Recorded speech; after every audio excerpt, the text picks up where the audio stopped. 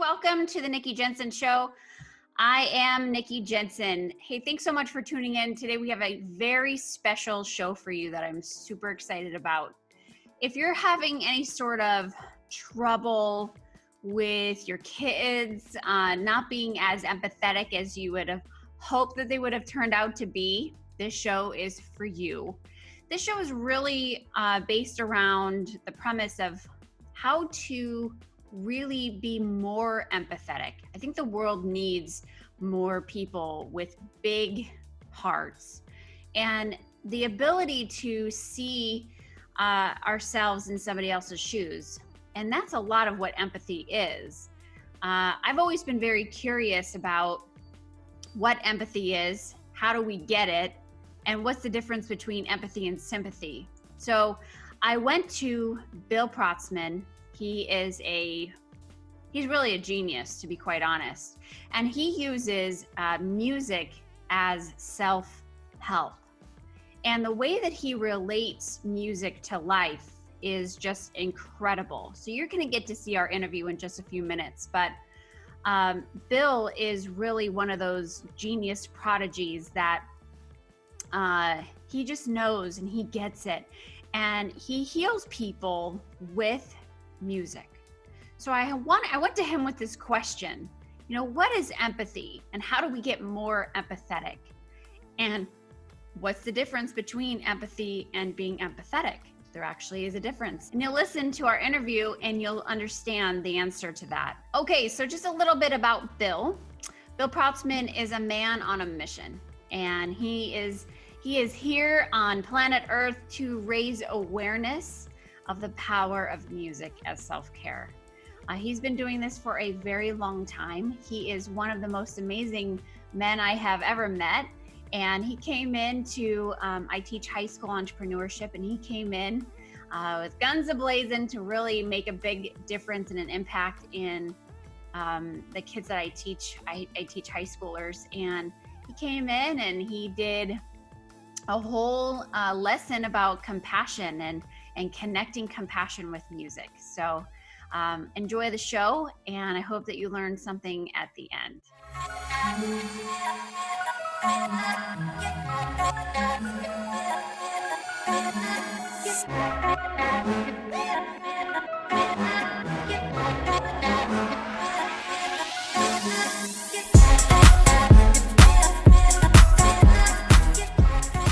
I am so excited. I'm here with Bill Protzmann because he is a musician / genius and a coach, and I'm honored to have you on the show.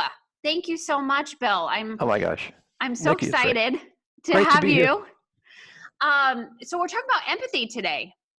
And I really wanted to do a show about empathy because I have so many burning questions about it.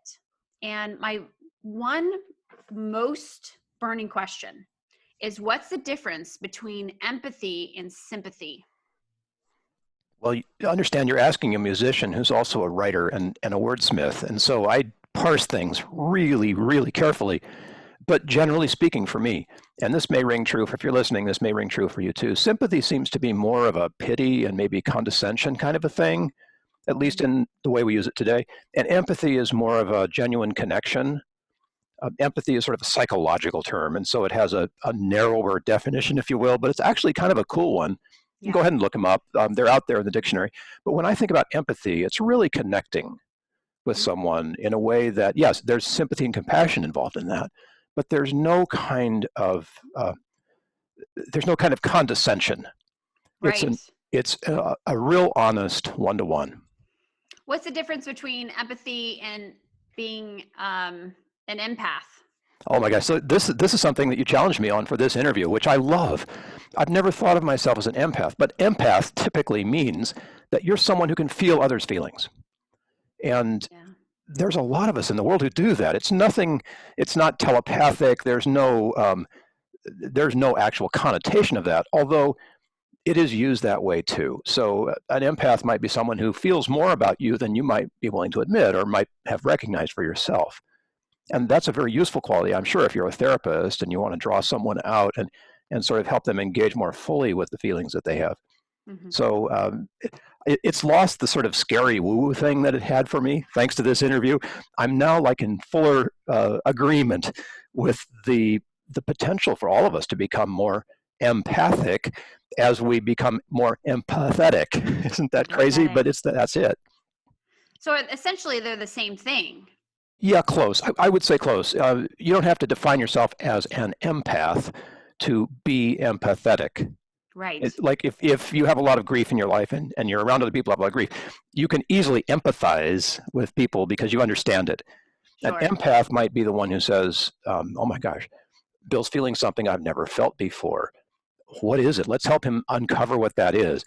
And that's, I think, leading. There's sort of like an implication that you have a responsibility to help lead others as an empath, if that makes any kind of sense. It does. And, I'm so grateful that you're on the show today because you're a musician. This is very different for the Nikki Jencen show. And what I love about it is you're bringing a different perspective. And you're bringing a different perspective because you're a male on the show. And which is great. Hey guys, go guys. Go guys.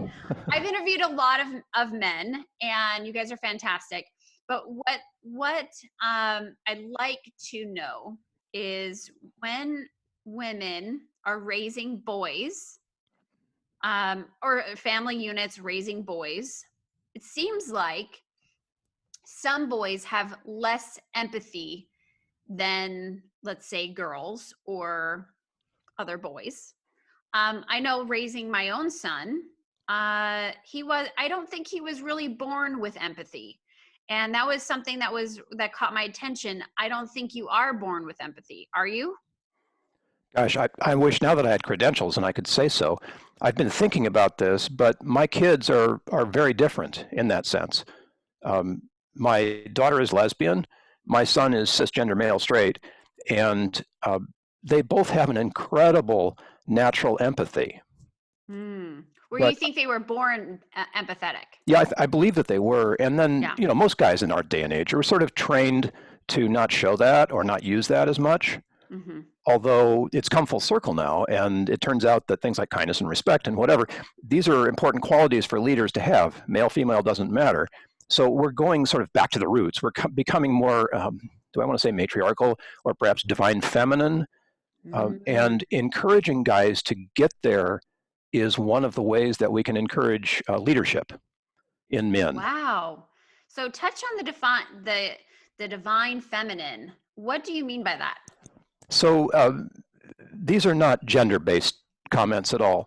It tends to be more generally accepted for women to be in full possession of their feelings, of their emotions, and be able to communicate with them and share them openly. Uh-huh. For guys, that's not as much the case. I mean, we're the ones who are supposed to go out there, break things, and hurt people, and bring back the bacon, right? That's the typical male role. And when you read the great literature on this, those are the kind of archetypes that you see. Right. So we're talking divine feminine, divine masculine. It's those archetypes that we're talking about. And it doesn't mean that that a man can't feel. It just means that we trend more toward the things that have to do with our archetype than we trend toward the things that have to do with the female archetype. Oh, I could have a whole show. We could go on about this. I could have literally a whole show on archetypes. I'm so fascinated by them and by it. We could go on and on. But I want to respect your time and our viewers' time. And I also want to respect the fact that you're a musician. And this is how you really have been healing people for many, many years, is through the sound of music, right? You're an author, speaker, coach, and you have a way with getting through to people through the sound of music. And you're a pianist, right? I play the piano. Yeah. And understand my conflict growing up in the 60s and 70s, where the piano was a safe place for me to express emotion. And no other place was safe.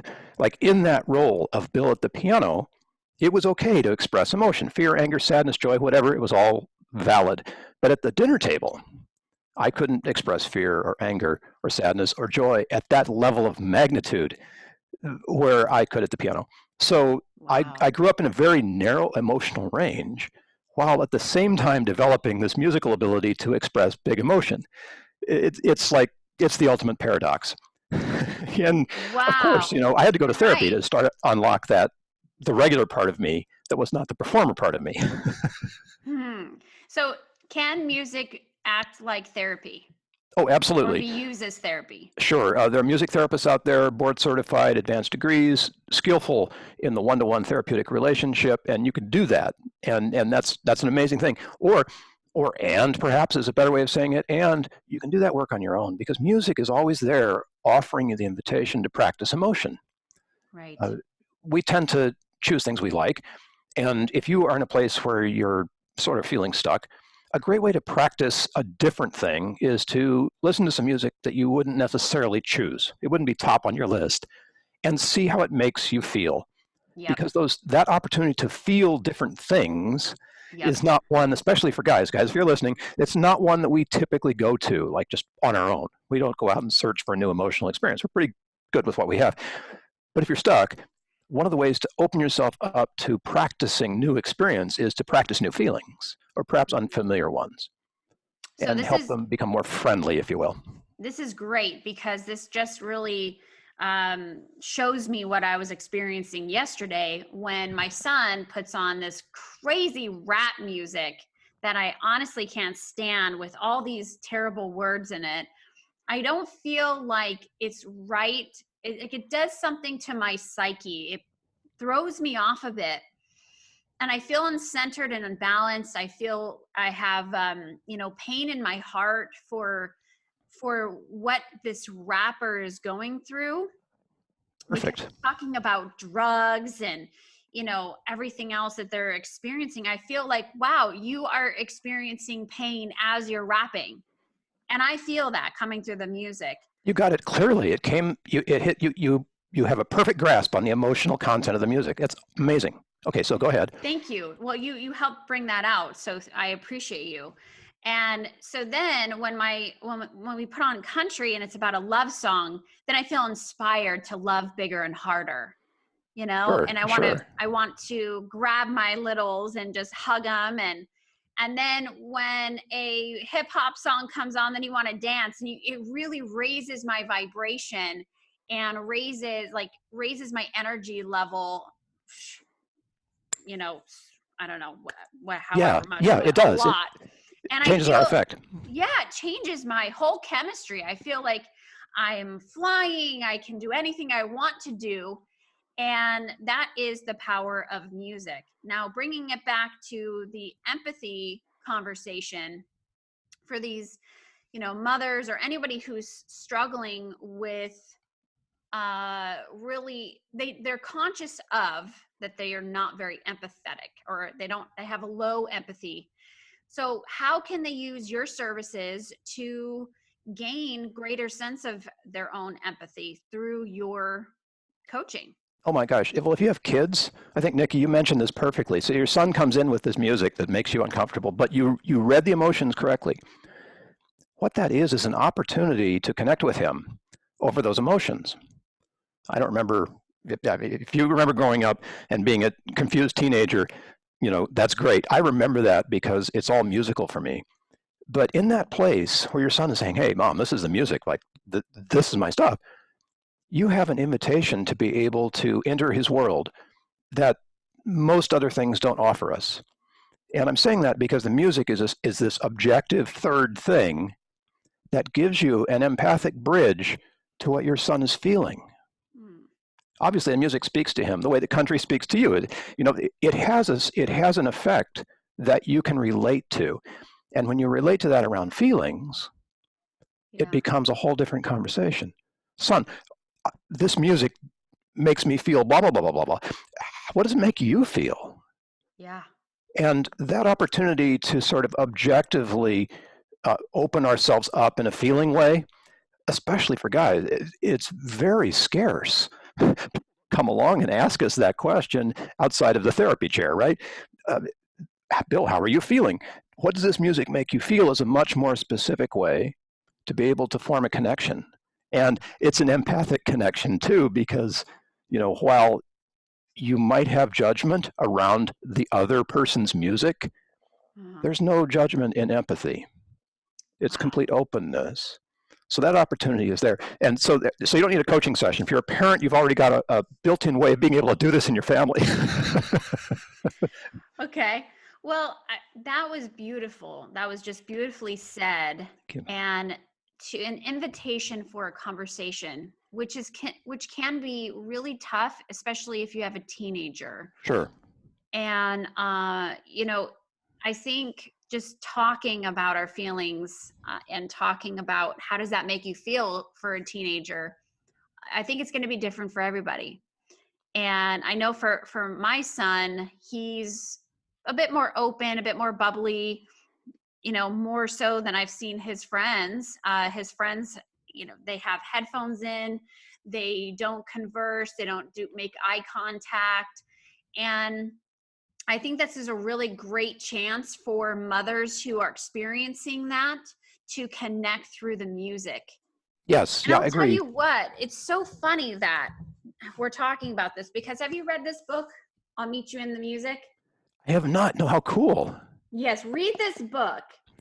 It's by Robin Donatelli. I'm going to interview her, but I have not gotten through the entire book yet. I have mother syndrome apparently, and I can't get through it.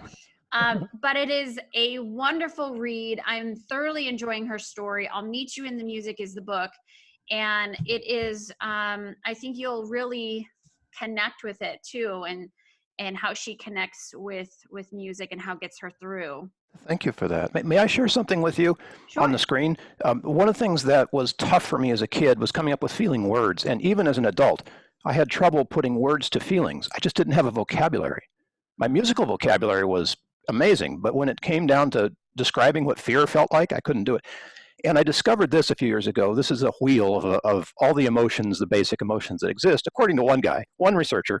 Mm-hmm. But if I had had this when I was a kid, Nikki, I could have pointed to the place on the wheel and said, "This is how I feel now." And that would have saved me a pile of time because there'd be a common language. And as a teenager, I was terrible with language. I mean, I could write really depressing poetry, and that was about it.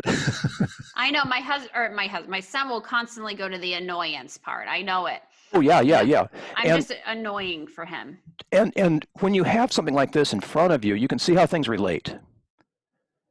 So where's annoyance? It's got to be here someplace. Come on, Bill. Right next to anger and the pink. Okay, there it is. So, right there. So annoyance is kind of like a less intensity version of anger, which is a less intensity version of rage. But annoyance is also related to things like interest on one side and things like rejection on another. So you can find yourself in sort of this continuum of how feelings work. Oh, wow. Which is marvelous because then you have some appreciation of where you're spending your time. Like my musical time was spent a lot in the grief part of this wheel. I love big romantic classical piano music, and there's a lot of grief in that. And it also trends toward anger. So I spent a lot of time in that sort of lower 6 p.m. to 9 p.m. side of the wheel, and not too much time in the other parts. And I mean, that's okay. I do it without judgment. But that's where I was. That's sort of what filled me up at that time in my life. Yeah. Nothing wrong with that. It just is. And having a tool like this to be able to grab it and quickly communicate it with people who care, even if they're my peers, it would have been useful. Although in the peer environment, like I listen to my stepdaughters, what they are actually playing and listening to, and they seem to have a common language that they share with music. I mean, they're not Billie Eilish fans, but Billie Eilish has done so much to like collectively unify teenage girls around feelings and make them okay, and to be able to experience without judgment and all the other things that parents, don't want. It's like, oh, my kid is feeling all this rage. And we take it personally when it's actually just something that they're experiencing. Yeah, she does. She really keeps it non-gendered, doesn't she? Yeah. It's like, I do love that about her. And I think people, especially of this younger generation, are really going to identify with that now that we're really becoming a gendered neutral society. Yeah, we're kind of gender free, whatever it is, Gender free, yeah, exactly. Especially here in San Diego.